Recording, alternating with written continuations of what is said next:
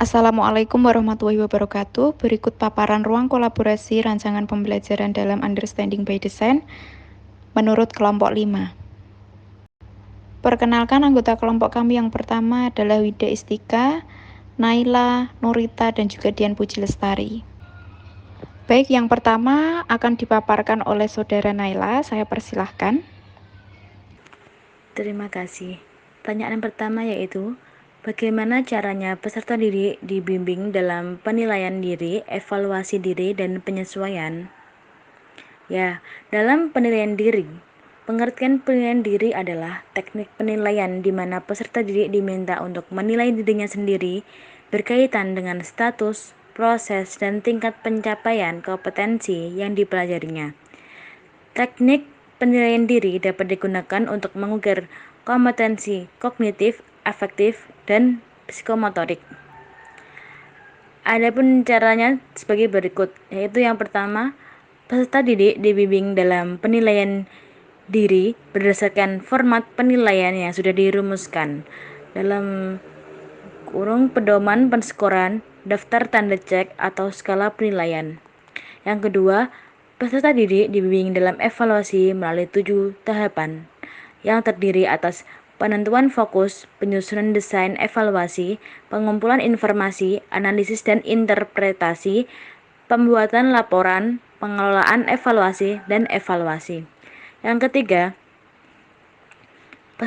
peserta didik dibimbing dalam penyelesaian dengan cara membuat peserta didik aktif dan saling menghormati dan konsisten.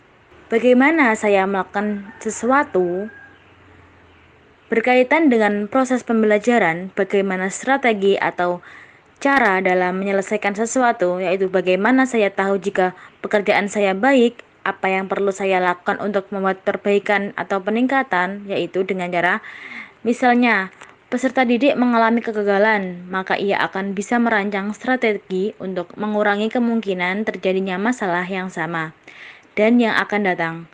Dan keuntungan penggunaan penilaian diri di kelas diantaranya itu dapat menumbuhkan rasa percaya diri peserta didik karena mereka diberi kepercayaan untuk menilai dirinya sendiri. Yang kedua, peserta didik menyadari kekuatan dan kelemahan dirinya sendiri. Karena ketika mereka melakukan penilaian harus melakukan introspeksi diri terhadap kekuatan dan kelemahan yang dimilikinya.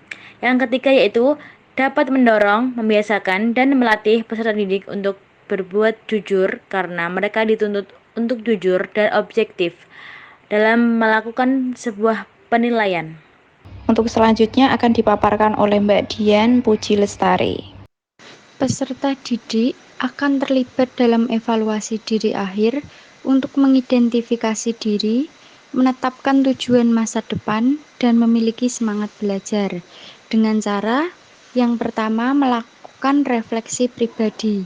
Peserta didik dapat diminta untuk merefleksikan pencapaian mereka selama periode waktu tertentu, termasuk pencapaian akademis, keterampilan yang baru dikuasai, dan perkembangan pribadi.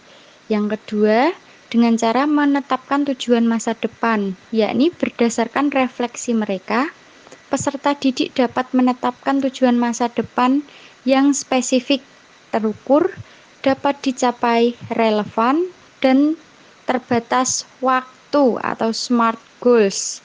Ini dapat meliputi target akademis, pengembangan keterampilan, atau pencapaian pribadi lainnya.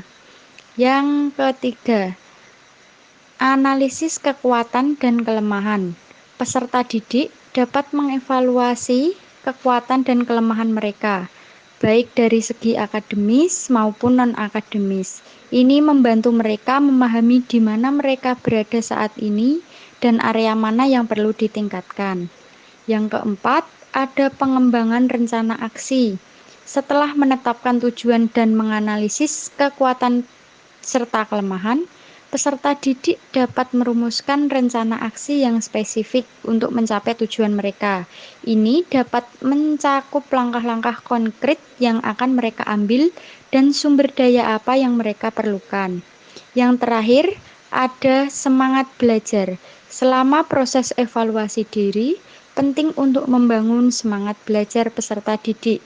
Ini dapat dilakukan dengan merayakan pencapaian mereka, memberikan umpan balik yang positif, dan juga menekankan pentingnya ketekunan dan kerja keras dalam mencapai tujuan. Baik, untuk pertanyaan yang ketiga akan dipaparkan oleh Mbak Wida Istika. Pertanyaan ketiga, bagaimana peserta didik akan dibantu untuk melihat dari apa yang telah mereka pelajari dan apa yang membutuhkan untuk penyempurnaan lebih lanjut? Peserta didik akan dibantu untuk melihat dari apa yang telah mereka pelajari dengan cara yang pertama, guru dapat memberikan tugas atau rangkaian tes kuis terkait hal-hal yang telah mereka pelajari. Lalu, hasil tugas tersebut diperiksa dan diberi umpan balik oleh guru untuk ditindaklanjuti sebagai perencanaan penyempurnaan pemahaman peserta didik.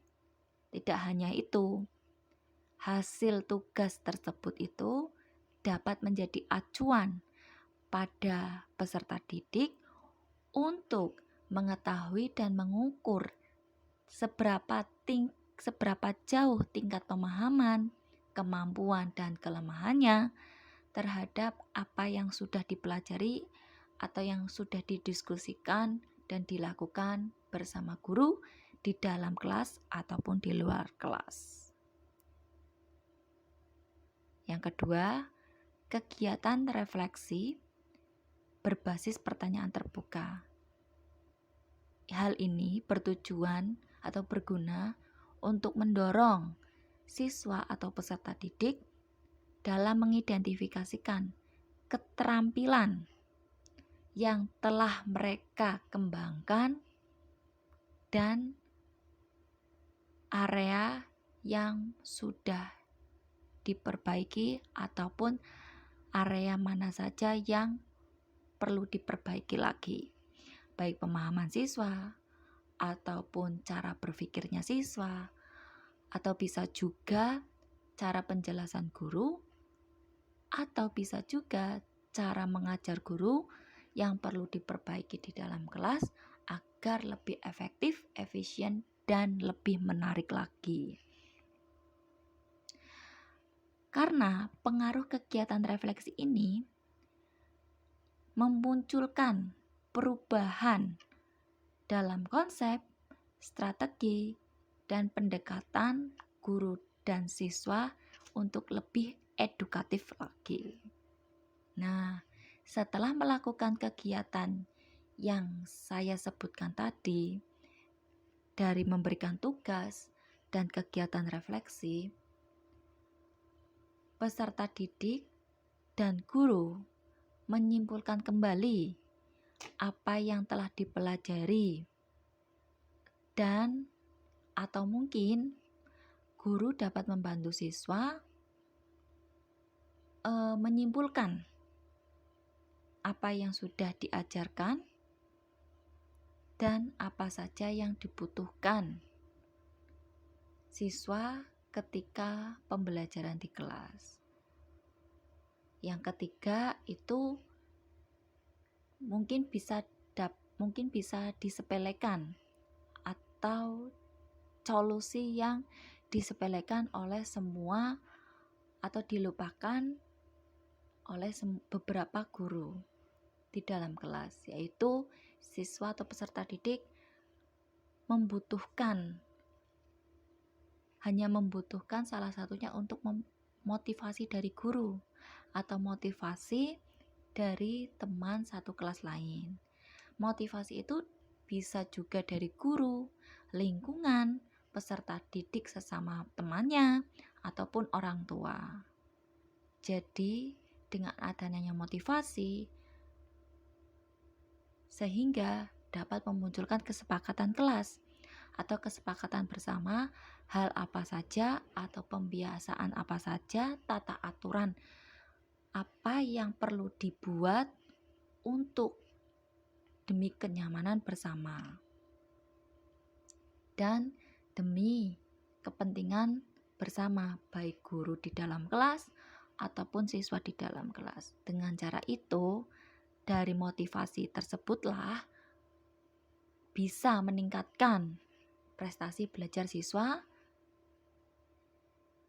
di dalam kelas ataupun prestasi belajar siswa secara kognitif dan metakognitif. Baik, itu tadi merupakan paparan dari kelompok 5. Terima kasih. Wassalamualaikum warahmatullahi wabarakatuh.